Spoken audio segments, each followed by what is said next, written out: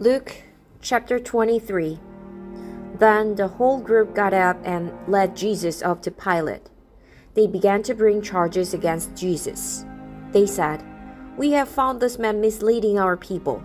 He's against paying taxes to Caesar, and he claims to be Messiah, a king." So Pilate asked Jesus, "Are you the king of the Jews?"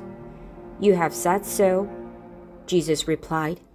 Then Pilate spoke to the chief priests and the crowd. He announced, "I find no basis for a charge against this man." But they kept it up.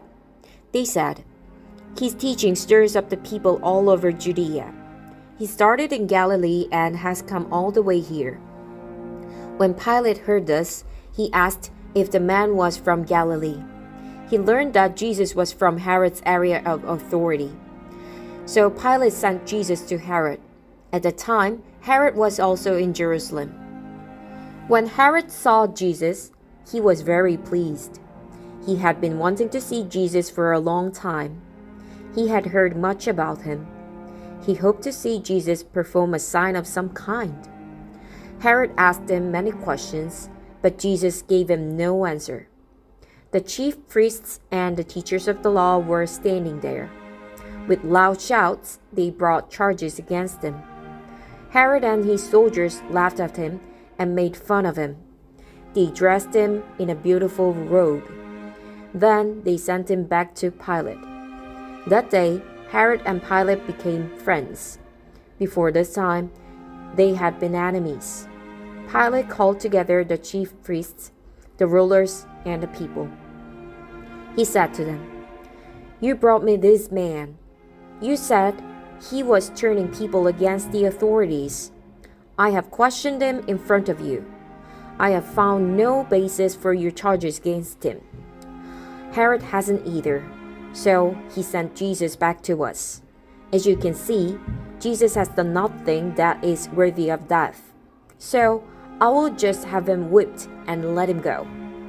But the whole crowd shouted, "Kill this man, but let Barabbas go." Barabbas had been thrown into prison. He had taken part in a struggle in the city against the authorities. He had also committed murder. Pilate wanted to let Jesus go, so he made an appeal to the crowd again. But they kept shouting, "Crucify him! Crucify him!"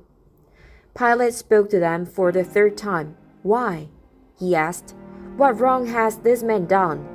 I have found no reason to have him put to death, so I will just have him whipped and let him go." But with loud shouts, they kept calling for Jesus to be crucified.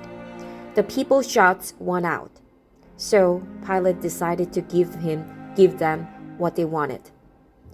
He set free the man they asked for. The man had been thrown in prison for murder and for fighting against the authorities. Pilate handed Jesus over to them so they could carry out their plans.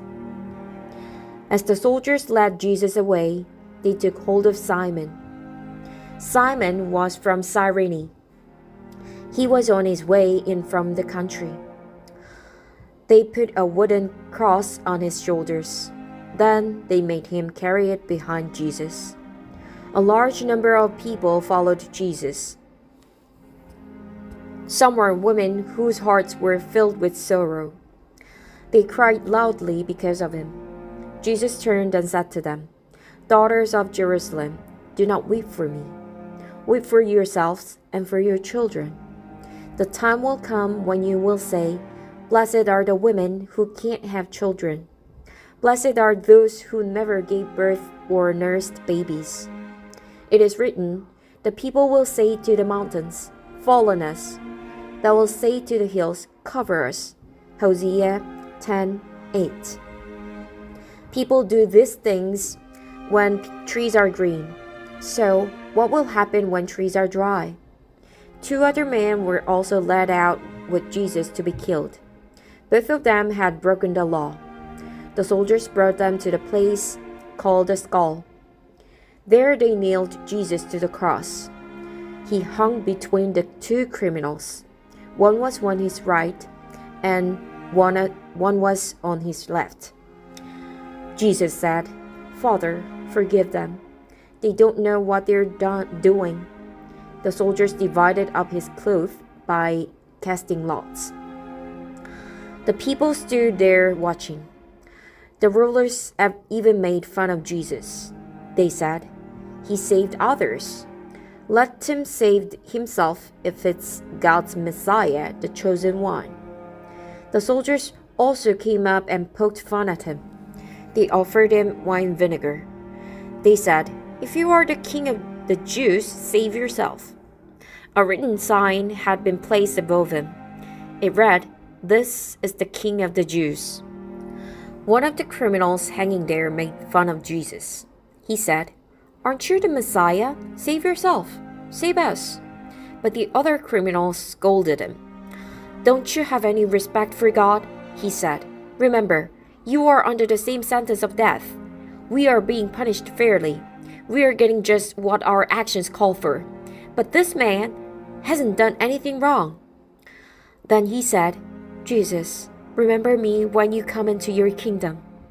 Jesus answered him, "What I'm about to tell you is true. Today, you will be with me in paradise." It was now about noon.